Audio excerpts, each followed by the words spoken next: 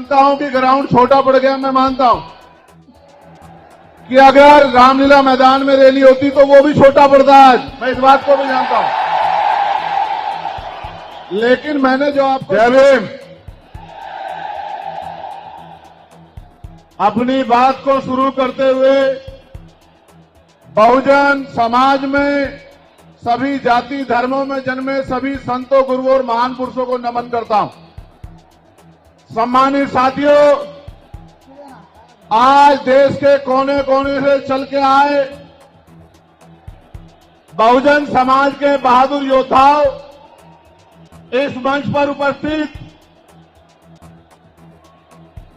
Azad Samaj party Bhim army के सभी सम्मानित नेताओं, हमारे मिशन 78 अधिवक्ता मोर्चा, अनुशासन समिति, भीम आर्मी स्टूडेंट फेडरेशन और किसान मोर्चा, तमाम संगठनों के सम्मानित नेताओं, यहां उपस्थित हमारी मां बहनों, नौजवान साथियों और मुझसे बड़े उम्र में बड़े सभी सम्मानित साथियों का मैं धन्यवाद करता हूं। आप जानते हो कि मैं आपसे हूं, आप जानते हो कि मैं जो कुछ भी हूं आपसे हूं। मैं कभी आपसे बड़ा नहीं हो सकता, आप मेरे लिए हमेशा वीआईपी हैं। जितना सम्मान मैं उस मंच पे बैठे लोगों को करता हूं, उससे ज्यादा सम्मान मैं आपका करता हूं।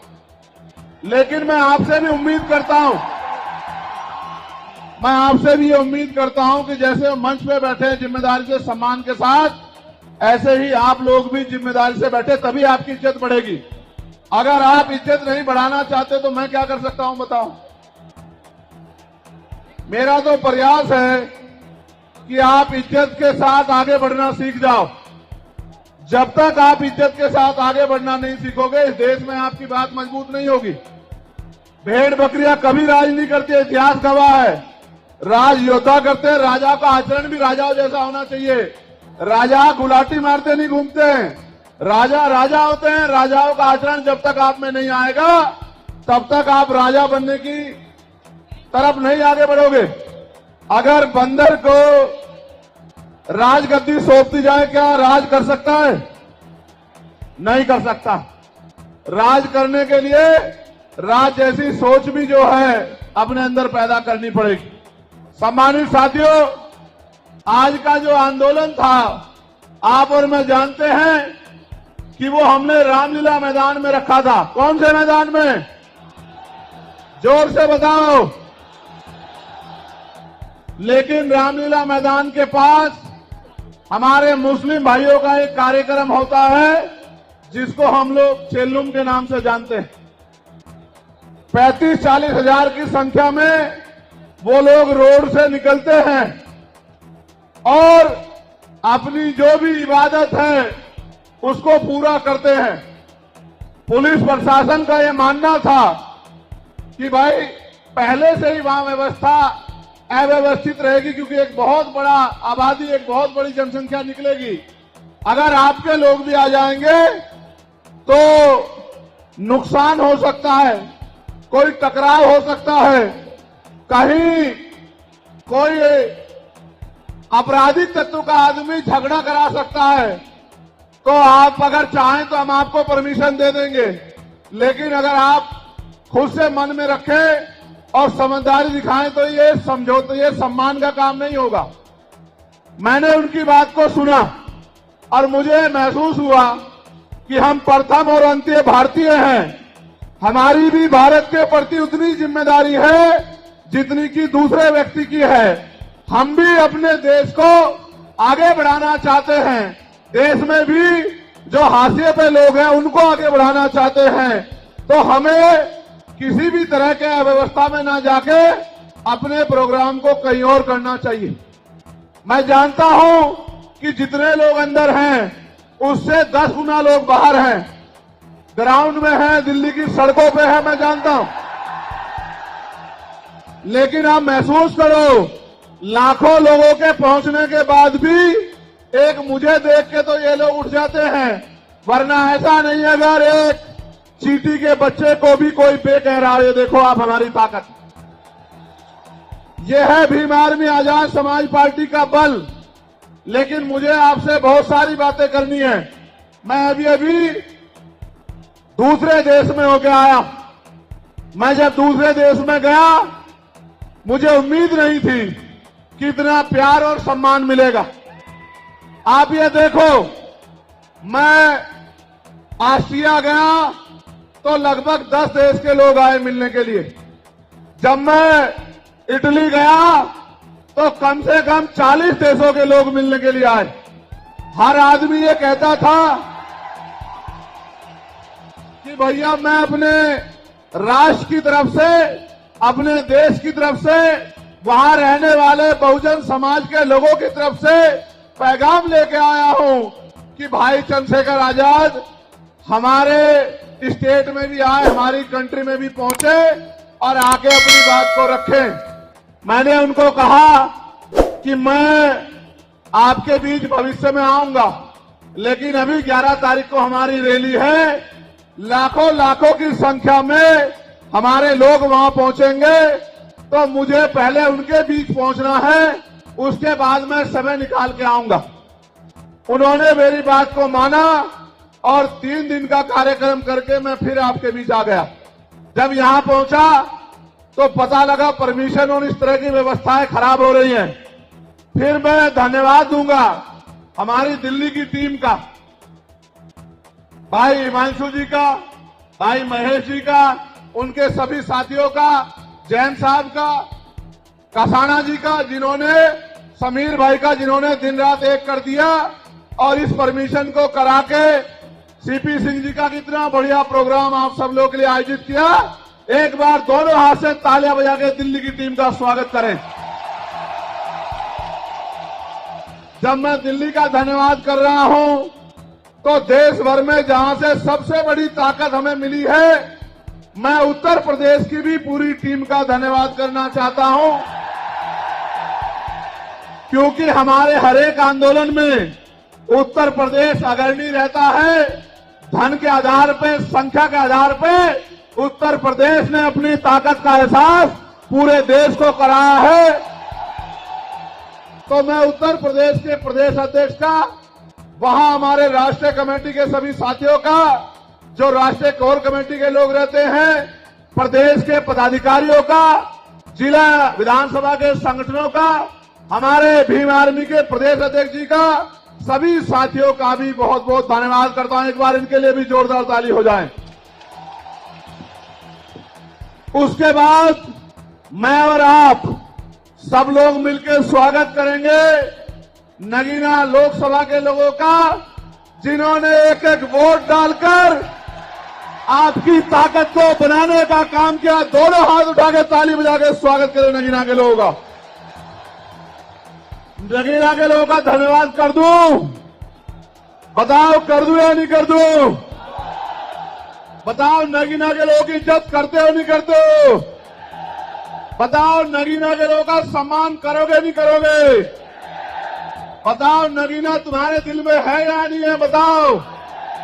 तो मैं नगीना के साथियों का भी बहुत बहुत धन्यवाद करता हूं। अब आज के जो आयोजक कमेटी है, मैं उनका भी धन्यवाद करता हूं। अब मैं आपसे आग्रह करूंगा कि मुझे आपसे बहुत जरूरी विषय पे बात करनी है। अगर आप बोलते रहेंगे या कोई भी शोर आएगा तो मेरी बात आप लोगों तक नहीं पहुंच पाएगी, इसलिए मैं आपसे आग्रह करूंगा कि आप शांत हो जाएं। ये जगह कम है, मैं जानता हूं, इस वजह से बार बार अव्यवस्था हो रही है। अगली बार हम जब राष्ट्रीय अधिवेशन करेंगे तो वो इससे बड़े वाले मैदान में, जहां 50,000 लोग बैठ सकते हैं, जो इसके बराबर में है, 15 मार्च को अगला कार्यक्रम हम लोग वहीं करेंगे। सम्मानित साथियों, आज मेरे कंधों पे, आजाद समाज पार्टी के कंधों पे, भीम आर्मी के कंधों पे, बहुजन समाज के लोगों के कंधों पे जिम्मेदारी है कि जो एकता बहुजन समाज में हमारे महापुरुष बना के गए, वो एकता टूटनी नहीं चाहिए किसी भी कीमत पर। ये हमारे लोगों की जिम्मेदारी, हमारे पढ़े लिखे समाज की, हमारे कर्मचारियों की, हमारे अधिकारियों की, हमारे नेताओं की, हमारे विधानसभा सेक्टर बूथ से लेकर जिले, मंडल, प्रदेश और राष्ट्रीय पदाधिकारी की जिम्मेदारी है कि जो एकता हमारी बनी है वो टूट नहीं चाहिए। दुश्मन किसी भी सूरत में कामयाब नहीं होना चाहिए, इस बात का हमें ध्यान रखना। अब ये रैली करने की जरूरत क्यों पड़ी, ये आवाज उठाने की जरूरत क्यों पड़ी, इसके पीछे भी कई कारण हैं। और मैं अपने नेताओं से ये आग्रह करूंगा कि वो आज के बाद कमर कस ले और गांठ बांध ले कि जो प्रयास भाजपा आरएसएस के लोगों ने किया है हमारी एकता को कमजोर करने का, किसी भी कीमत पे वो एकता कमजोर नहीं होनी चाहिए। इस बारे में आप लोगों को ध्यान रखना। इस देश में वो लोग भी शासन सत्ता में हैं जिनकी आबादी लोकतंत्र में मुट्ठी भर है, जिनकी आबादी 85% है, वो इसी साजिशों के कारण एकजुट न हो पाने के कारण इस देश में गुलामों जैसी जिंदगी जीने के लिए मजबूर हैं।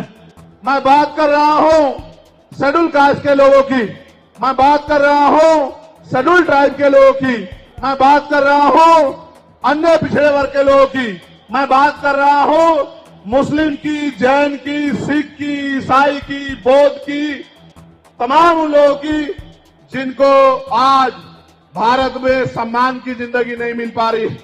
मैं बात कर रहा हूं महिलाओं की, मैं बात कर रहा हूं किसानों की, मैं बात कर रहा हूं मजदूरों की, मैं बात कर रहा हूं नौजवानों की। मैं पहले जो विषय है उस पर अपनी बात रखूंगा, फिर मुझे अपने दिल की बात आपको कहनी है। पहला जो विषय हमारा है जिस पे हम लोग यहाँ इकट्ठा हुए हैं, उस पे हम लोग क्या करने वाले हैं, सरकार से हमारी क्या मांग है, सबसे पहले उस पे मैं अपनी बात रखूंगा। हमारी पहली मांग ये है कि 1931 के बाद इस देश में सभी जाति धर्मों के लोगों की जनगणना नहीं हुई है। जब तक जनगणना नहीं होगी तो ये नहीं पता लगेगा कि schedule caste, schedule tribe, backward के लोगों को कितनी उनकी आबादी और कितना सम्मान उनको मिल रहा है, कितनी हिस्सेदारी उनको मिल रही है। तो केंद्र सरकार जल्द से जल्द जातिगत जनगणना कराए। जब तक जातिगत जनगणना नहीं होगी तब तक सबसे पहले स्पष्ट ही नहीं होगा जो आज षड्यंत्र किया गया है और कुछ लोगों को जानबूझ के उनके मुंह से कहलवाया जा रहा है कि इस जाति का हिस्सा ये लोग खा रहे हैं, इस जाति का हिस्सा ये लोग खा रहे हैं, इस जाति का हिस्सा ये लोग खा रहे हैं। मैं चंद्रशेखर आजाद आपको वचन देके कहता हूं, अपने बहुजन समाज के सामने जातिवार जनगणना कराइए, उसके आंकड़े सार्वजनिक कराइए।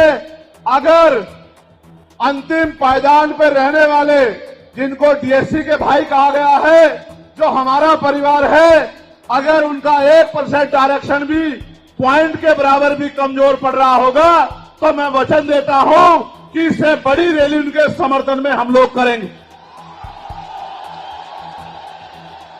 मैं फिर आपसे कह रहा हूं, आप याद करो, जब से इस देश में आरक्षण व्यवस्था लागू हुई है, इस आरक्षण को खत्म करने के लिए चाहे वो कांग्रेस पार्टी रही हो या भारतीय जनता पार्टी रही हो या और कोई मनुवादी दल रहा हो, इन्होंने एड़ी चोटी के जोर लगाए। और आज जिन जातियों को गाली दी जा रही है, ये वही जातियां हैं जिन्होंने अपने बच्चे कुर्बान कर दिए लेकिन अपने अधिकारों की रक्षा की और आज भी इस देश में आरक्षण बचा हुआ है, नौकरियां बची हुई है, हिस्सेदारी बची हुई है, राजनीतिक व्यवस्था कायम है, लोकतांत्रिक व्यवस्था है। तो धन्यवाद करना चाहिए उन जातियों का जिन्होंने अपने प्राणों का बलिदान दे दिया, लाठी डंडे खाए, गोलियां खाई, लेकिन अपने अधिकारों को छीनने नहीं दिया। सब लोगों को उनका धन्यवाद करना चाहिए कि schedule caste, schedule tribe, backward के लोगों को कितनी उनकी आबादी और कितना सम्मान उनको मिल रहा है, कितनी हिस्सेदारी उनको मिल रही है। तो केंद्र सरकार जल्द से जल्द जातिगत जनगणना कराए। जब तक जातिगत जनगणना नहीं होगी तब तक सबसे पहले स्पष्ट ही नहीं होगा जो आज षड्यंत्र किया गया है और कुछ लोगों को जानबूझ के उनके मुंह से कहलवाया जा रहा है कि इस जाति का हिस्सा ये लोग खा रहे हैं, इस जाति का हिस्सा ये लोग खा रहे हैं, इस जाति का हिस्सा ये लोग खा रहे हैं। मैं चंद्रशेखर आजाद आपको वचन देके कहता हूं, अपने बहुजन समाज के सामने जातिवार जनगणना कराइए, उसके आंकड़े सार्वजनिक कराइए। अगर अंतिम पायदान पर रहने वाले, जिनको डीएससी के भाई कहा गया है, जो हमारा परिवार है, अगर उनका 1% आरक्षण भी पॉइंट के बराबर भी कमजोर पड़ रहा होगा, तो मैं वचन देता हूं कि इससे बड़ी रैली उनके समर्थन में हम लोग करेंगे। मैं फिर आपसे कह रहा हूं, आप याद करो, जब से इस देश में आरक्षण व्यवस्था लागू हुई है, इस आरक्षण को खत्म करने के लिए चाहे वो कांग्रेस पार्टी रही हो या भारतीय जनता पार्टी रही हो या और कोई मनुवादी दल रहा हो, इन्होंने एडी चोटी के जोर लगाए। और आज जिन जातियों को गाली दी जा रही है, ये वही जातियां हैं जिन्होंने अपने बच्चे कुर्बान कर दिए, लेकिन अपने अधिकारों की रक्षा की। और आज भी इस देश में आरक्षण बचा हुआ है, नौकरियां बची हुई है, हिस्सेदारी बची हुई है, राजनीतिक व्यवस्था कायम है, लोकतांत्रिक व्यवस्था है। तो धन्यवाद करना चाहिए उन जातियों का जिन्होंने अपने प्राणों का बलिदान दे दिया, लाठी डंडे खाए, गोलियां खाई, लेकिन अपने अधिकारों को छीनने नहीं दिया। सब लोगों को उनका धन्यवाद करना चाहिए। लेकिन दुश्मन का ये षड्यंत्र है और दुश्मन बड़ा समझदार है। दुश्मन जानता है कि 2 अप्रैल 2018 के बाद में ये दलित समाज एकजुट हो गया था। जब दलित समाज एकजुट हुआ तो वो ये सोचने लगे कि इनकी एकता को कैसे तोड़ा जाए। आप और मैं जानते हैं, जब हम मुट्ठी बनकर रहेंगे तो कोई हमारे अधिकारों को नहीं छीन सकता। लेकिन जब जब हम बट जाएंगे, एक उदाहरण के तौर पे बताता हूं, अगर आप झाड़ू की सिक्कों को इकट्ठा कर दोगे, वो सिक्के जो हैं एकजुट हो जाएंगे, उनको बांध दिया जाएगा तो वो सारा कचरा साफ कर देंगे। लेकिन अगर वो जो सिक्के होते हैं, अगर आपने उनको अलग अलग कर दिया तो वो कचरा साफ नहीं कर पाएंगे, वो खुद कचरा बन जाएंगे, उनकी कोई हैसियत नहीं बनेगी। इसलिए हमारे महापुरुषों ने बहुजन समाज में भाईचारे की बात की। और आप महसूस करो, बाबा साहब अंबेडकर ने क्या नारा दिया? शिक्षित बनो, संगठित रहो और संघर्ष करो। हमें शिक्षित भी बनना है, संगठित भी होना है और अपने विरोधियों बैरियों के खिलाफ संघर्ष भी करना है, अपने अधिकारों के लिए संघर्ष भी करना है। मैं जब देश के बाहर गया तो मैंने देखा कि वो लोग तरक्की कर रहे हैं, उनकी जिंदगी खुशहाल है, उनकी जिंदगी अच्छी बन रही है। लेकिन उनकी जिंदगी तो अच्छी बन रही है, लेकिन 75 साल की आजादी के बाद आज भी भारत में 80% लोग ऐसे हैं जो रोटी कपड़ा मकान से वंचित है, जिनको इज्जत की जिंदगी नहीं मिल रही। तो मैं ये देख रहा था, मुझे बड़ी खुशी हो रही थी। लेकिन जब मैं भारत की तरफ देखता हूं तो बड़ी निराशा हाथ लगती है। फिर ये महसूस करता हूं कि आज जो कुछ हमारे पास है वो हमारे महान पुरुषों की संघर्ष की वजह से है। अगर हमारे महान पुरुष संघर्ष नहीं करते तो जो आज हमें मिला है ये भी हमें किसी कीमत पे नहीं मिलता। आप जानते हैं, हमेशा आरक्षण के खिलाफ चाहे सुप्रीम कोर्ट हो या मनुवादी दल हो, सब लोगों ने आरक्षण को समाप्त करवाने के लिए एडी चोटी के जोर लगा दिए। और इसका सबसे बड़ा हमला इस पे कब हुआ? जब 10% EWS लागू हुआ। मुझे माफी चाहते हुए कहना है कि हमारे दलों ने भी हाथ उठा के, जो हमारे पूर्व के दल थे, उनका समर्थन किया, जबकि वो आरक्षण पे सबसे बड़ा हमला था। अगर उसी दिन हम लोगों ने सड़कों पर निकल के अपनी आवाज को उठाया होता तो किसी की मां ने दूध नहीं पिलाया होता कि वो दोबारा आरक्षण पे हमला करने के बारे में सोच लेता।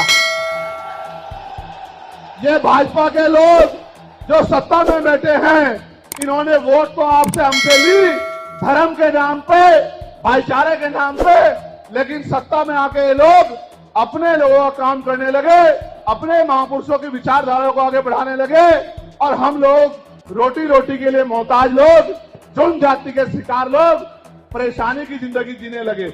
मैं चाहता हूं कि जो जिंदगी हमारे लोग ऑस्ट्रेलिया में जी रहे हैं, ऑस्ट्रिया में जी रहे हैं, इटली में जी रहे हैं, यूरोप में जी रहे हैं, पूरे अमेरिका में जी रहे हैं, कनाडा में जी रहे हैं, हॉलैंड में जी रहे हैं, नीदरलैंड में जी रहे हैं, ऐसी जिंदगी की व्यवस्था भारत में भी हो। लेकिन ये तभी संभव है जब राजनीतिक शक्ति हमारे पास हो। अगर राजनीतिक शक्ति भाजपा और कांग्रेस के पास रहेगी तो हम लोग इज्जत की जिंदगी देश में नहीं जी सकते। इस बात को आप लोग मेरी ध्यान रखना। ये मैं नहीं कह रहा हूं, ये बाबा साहब अंबेडकर ने कहा, political power is the master की। राजनीतिक सत्ता वो चाबी है जो आपकी सारी परेशानियों का हल कर देगी। और राजनीतिक सत्ता जिनके पास है उनके लोग हजारों हजारों करोड़ रुपए लेके भाग जाते, उनके लोग उनके पूंजीपतियों के लाखों लाखों करोड़ रुपए माफ कर दिए जाते। लेकिन अगर आपका 10,000 रुपए का बिल भी बाकी हो तो 10,000 रुपए का बिल भी अगर आप नहीं दोगे तो मुकदमा लिख के आपको जेल भेजने का काम सरकार कर देगी और आपके घर की कुर्की भी करा देगी। आप किसानों का, मजदूरों का हाल देख लो, आप नौजवानों का हाल देख लो इस देश में क्या है। तो हमारी सबसे बड़ी मांग ये है, आप समर्थन करके बताना कि आप इस पे सहमत हो या नहीं हो। बताओ, जातिवार जनगणना होनी चाहिए नहीं होनी चाहिए? एक सुर में बताओ, होनी चाहिए नहीं होनी चाहिए? साथ साथ इस देश में जातिवार जनगणना के साथ साथ जितने भी सरकारी संस्थान हैं, चाहे वो जुडिशरी हो जहां से हमारे खिलाफ लगातार फैसले आते हैं, चाहे वो आर्मी हो, चाहे वो और कोई सरकारी संस्था हो, सब लोग सब जगह पे आरक्षण व्यवस्था लागू होनी चाहिए। बताओ, होनी चाहिए नहीं होनी चाहिए? दोनों हाथ उठा के बताओ, होनी चाहिए नहीं होनी चाहिए? बहुत अच्छी बात। साथ साथ हमारी ये भी मांग है जो मैंने पार्लियामेंट में भी उठाई कि निजी क्षेत्रों में आप इस बात को समझो गौर करके, इस देश में 2% सरकारी नौकरियां, कितने परसेंट?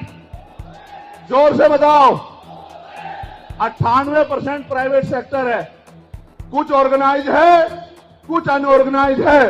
आप ये देखो, 2% में तो बंटवारा है, लेकिन 98% पे पुरानी सत्ता वाले लोग और आज की सत्ता वाले लोग सांप की तरह कुंडली मार के बैठे हैं। ना वहां SC/ST के लोगों का कोई प्रतिनिधित्व है, ना OBC के लोगों का है, ना ही मुस्लिम लोगों का है।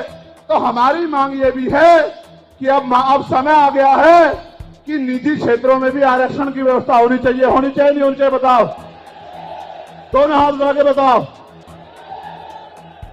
जोर से बताओ, होनी चाहिए नहीं होनी चाहिए? Very good, very good. साथ साथ हमारी ये मांग है कि प्रमोशन में रिजर्वेशन भी इस देश में लागू होना चाहिए।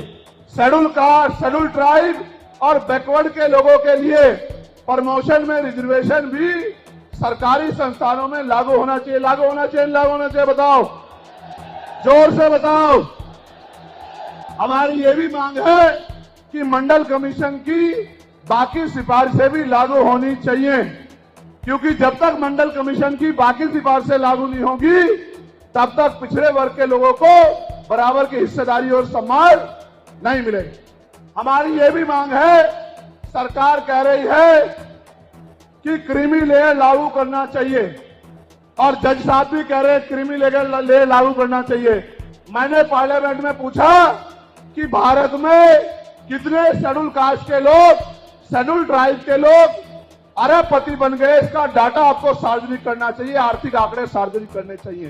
तब हमें पता लगेगा कि क्रीमी लेयर की स्थिति में हम आए या नहीं आए। आपको शायद जानकारी नहीं है, मैं आपको बताता हूं, आज भी बहुत सारे पदों को NFS करके, नोट फाउंड सुटेबल करके हमारे योग्य लोगों को नौकरी से निकालने का काम ये सरकारें करती है, क्योंकि कलम की ताकत उनके हाथ में होती है। जिनकी राज सत्ता पे कब्जा होता है, हमारे लोगों का राज सत्ता पे कब्जा नहीं है, इसलिए सारी योजनाएं हमारे खिलाफ बनती हैं। हमारी ये भी मांग है जिस पर मैं गौर कर रहा हूं। सरकार ने कहा, मैं आज इस पर भी बोलूंगा। आज अगर मैं इस पर नहीं बोलूंगा तो हमारे लोगों को पता ही लगेगा देश में क्या हो रहा है। सरकार ने कहा कि वर्गीकरण लागू होना चाहिए। मैंने आपको बताया कि बातें तो बहुत लोग करते हैं, लेकिन जब आरक्षण पे हमला होता है, जब और किसी तरीके से आरक्षण को खत्म किया जाता है, जब गांव-गांव जाके लोगों को समझाने का प्रयास किया जाता है, तब जिन जातियों को आज सरकार के इशारे पे गाली दी जा रही है, उनको ही उन्हीं की जिम्मेदारी मान के लोग घर में बैठ जाते हैं कि भाई यही आरक्षण की रक्षा करेंगे, यही अधिकारों की रक्षा करेंगे। लेकिन सच ये है, अगर सरकार की मंशा वर्गीकरण के जरिए वास्तविकता में निचले पायदान पे बैठे अंतिम व्यक्ति को ऊपर उठाने की होती, तो जिस तरह से 10% आर्थिक आधार पर आरक्षण की व्यवस्था की गई थी, 10% आरक्षण की व्यवस्था डीएससी के भाइयों के लिए, डीएससी परिवारों के लिए सरकार कर सकती थी। उनका कोई मतलब नहीं बैठता था कि इन्हीं में टुकड़ा डाल दे, क्योंकि सरकार जानती है इनमें बंटवारा हो जाएगा तो इनके खिलाफ आंदोलन आसान हो जाएगा, इनको पता भी नहीं चलेगा कब इनके अधिकार खत्म हो गए। मैं आपसे कहना चाहता हूं, सरकार बताए उनके पास वर्गीकरण की क्या पॉलिसी है, किस आधार पे वो वर्गीकरण करना चाहते हैं, कौन से आंकड़े उनके पास है, कौन से डाटा उनके पास है। मैं सरकार से जानना चाहता हूं, सरकार कमेटियां बना दे और वर्गीकरण किस फॉर्मूले पे करेगी ये भी बता दे। हम सरकार को भी सुनना चाहते हैं। अभी देश में पिछले दरवाजे से कुछ नहीं होगा, जो कुछ होगा आमने सामने होगा। अगर हमारे अधिकारों की बात आएगी तो लड़ाई आमने सामने लड़ी जाएगी। सरकार ये भी बताए क्या वह रोस्टर में बदलाव करेगी, क्या सरकार रोस्टर में बदलाव करेगी, सरकार बताएगी। हमारे लोग तो अभी सही तरह से चीजों को नहीं जानते हैं। मैं ये भी विश्वास दिलाता हूं, स्पेशली डीएससी के भाइयों को कह रहा हूं, मेरी बात को गौर से सुनना। स्पेशली डीएससी के भाइयों को कह रहा हूं, उन जातियों को जो लोग आंदोलन कर रहे हैं, आपको एहसास नहीं है, जब देने की बारी आएगी हम बताएंगे अपने भाइयों को किस तरह से आगे बढ़ाया जाता है, किस तरह से उनकी हिस्सेदारी दी जाती है। अभी तो हम पे देने कुछ है ही नहीं। मैं आपको विश्वास दिला कहता हूं, डीएससी के जो हमारे भाई हैं, वाल्मीकि समाज के भाई हों, धानुक समाज के भाई हों और बागड़ी समाज के भाई हों और किसी सैसी समाज के भाई हों, मैं चंद्रशेखर आजाद वचन देके कहता हूं बहुजन समाज के सामने, ये हमारी आपसी बातचीत है। आप दुश्मन के इशारों पे काम मत करो, हम लोग बैठ के अपनी लड़ाई को निपटा लेंगे। हम लोग अपने आप बैठ के चर्चा करके आपके साथ बैठ के, अगर कहीं हमें कुछ डर भी है, आप चीजों को नहीं समझ पा रहे हो या हम लोग समझा नहीं पा रहे, अगर आपको अधिकार मिलता है तो बताओ, हमारे किसी व्यक्ति को तकलीफ है क्या, बताओ। अगर हमारे डीएससी के भाइयों को अधिकार मिलता है बताओ, हाथ उठा के बताओ, तकलीफ है क्या हमें किसी को। ये इतना बड़ा जन समूह गवाही दे रहा है, अगर डीएससी के भाइयों को कुछ मिलता है तो हमें तकलीफ नहीं है। लेकिन हम इस सरकार की मंशा को जानते हैं, हम इस सरकार को जानते हैं, इनके चरित्र को जानते हैं। ये देना कुछ नहीं चाहती, ये तो इसको अटका के रखना चाहती हैं। आप ये देख लेना, इन्हीं के कुछ लोग पहले सुप्रीम कोर्ट चले जाएंगे। जैसे उदाहरण के तौर पे गौर करो, 69,000 शिक्षक भर्ती में सरकार ने 20,000 पदों पे घोटाला किया। हम लोगों ने आंदोलन किया तो सरकार ने 6,800 नियुक्ति की लिस्ट जारी की। फिर अपने लोगों को हाईकोर्ट भेज के उस पर रोक लगवा दी। फिर हाईकोर्ट पे फिर हमारे लोग लड़े तो उन्होंने कहा दोबारा लिस्ट जारी करो, इनको अधिकार मिलना चाहिए। तो वोट लेने के लिए हमारे लोगों के सामने कहा कि भाई मिलना चाहिए, हम समर्थन करते हैं। लेकिन अपने लोगों को सुप्रीम कोर्ट भेज दिया और सुप्रीम कोर्ट में इनके बैठे जजों ने फिर से उस पर रोक लगा दी। इसलिए हमें इनकी नीयत पे शक होता है। मुझे डर ये भी है, अगर ये अधिकार स्टेट गवर्नमेंट को दे दिए गए तो ये कॉन्स्टिट्यूशन का तो बहुत बड़ा वॉयलेशन होगा ही, 340 का, 341 का, लेकिन AB का। लेकिन सबसे बड़ा खतरा ये है कि कल जो सरकार सत्ता में आएगी वो किसी भी अन्य जाति के लोगों को शेड्यूल कास्ट में उनको शामिल करके आपके पूरे अधिकार को छीन बीन कर सकती है। अगर ये पावर स्टेट को मिल गई, हमें सरकार की मंशा पे सिर्फ शक है। हमने ये भी मांग की, आपको याद होगा, यूपी के साथी हमारे जानते हैं, हमने 2 साल पहले, पौने 2 साल पहले मांग की थी कि जो 52% ओबीसी हैं उनको 27% रिजर्वेशन सुप्रीम कोर्ट के लोगों ने दिया। आबादी से आधा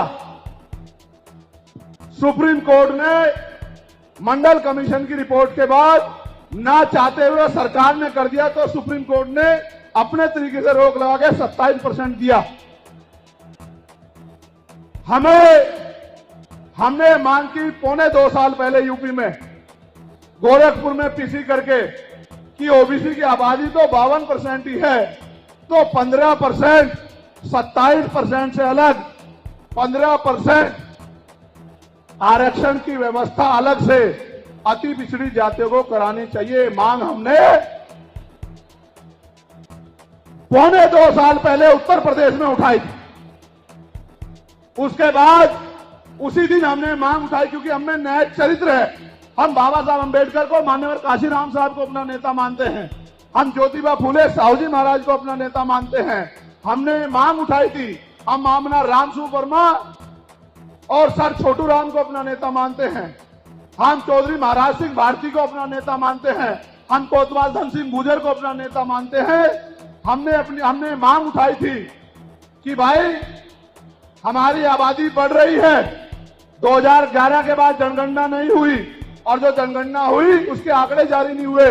इसलिए हम लोग मांग करते हैं कि जिन जातियों को अवसर नहीं मिले, पहले तो उनको तैयार किया जाए और फिर उनको 5% अतिरिक्त आरक्षण शेड्यूल कास्ट में 15% अतिरिक्त देकर उनको मुख्य धारा में लाया जाए। जब हम 2 साल पहले इसकी मांग कर रहे हैं, तो हम डीएससी के भाइयों के विरोधी कैसे हो सकते हैं, आप लोग बताओ। तब तो वो आंदोलन भी नहीं चला रहे थे। हम तो आंदोलन चला के मांग कर रहे थे कि मिलना चाहिए, मिलना चाहिए। लेकिन मैं आज भी कहता हूं, हमारी ये मांग है कि अब समय आ गया देश में कि आरक्षण की सीमा बढ़ाई जानी चाहिए, आरक्षण की कैप खत्म की जानी चाहिए और 100% रिजर्वेशन इस देश में लागू होना चाहिए। जिसकी जितनी संख्या भारी, उसकी उतनी हिस्सेदारी का लाभ उनको मिलना चाहिए। आप फिर कह रहा हूं, जातिगत जनगणना कराओ और 100% आरक्षण करो। मैं तो स्वर्ण जातियों का सबसे बड़ा हितैषी हूं, उनको 10% आरक्षण क्यों दे रहे हो? मेरी ये मांग है। मैं तो अपने लोगों के आरक्षण में से भी उनके लिए मांग करता हूं। उनकी आबादी तो 15% भी नहीं है। मैं ये कहता हूं कि उनका अलग से ब्लॉक बना के उनको 20% आरक्षण सरकार को देना चाहिए और 80% आरक्षण को SC, ST, OBC के लिए फ्री कर देना चाहिए। जबकि काशीराम साहब तो 85% की बात करते थे, लेकिन मैं समझता हूं कि उनमें भी लोग गरीब हैं, इसलिए मैं उनका 5% और बढ़ा रहा हूं। लेकिन पहले देश को ये तो बता दो, जातिगत जनगणना करा के, कि भाई अभी तक उनका प्रतिनिधित्व कितना है, अभी तक उनकी सरकारी नौकरियों में हिस्सेदारी कितनी है और कितनी कमी उनकी है जो आपने 10% उनको दे दिया। आज हम लोग एक और मांग भी उठाते हैं कि कास्ट का आरक्षण बढ़ा के उसकी संख्या के आधार पे 25% करना चाहिए। बताओ सहमत हो नहीं सहमत हो? जोर से हाथ उठा के, दोनों हाथ उठा के बताओ सहमत हो नहीं सहमत हो? तो ये हमारी वो मांगे हैं जिनके लिए आज हम लोग यहां इकट्ठा हुए हैं। और हम इकट्ठा नहीं हुए आज तो मजबूरी या अपने देश से प्यार था कि हमने अपने आंदोलन को बदलाव कर लिया। अगली बार अधिवेशन तो होगा इंदौर में, लेकिन जब तो इस बार एक और बड़ा आंदोलन रामलीला मैदान में, और रामलीला मैदान से अपनी ही पार्लियामेंट का घेराव करके अपनी मांगों को उठाने के लिए हम लोग करेंगे। बताओ मदद करोगे नहीं करोगे?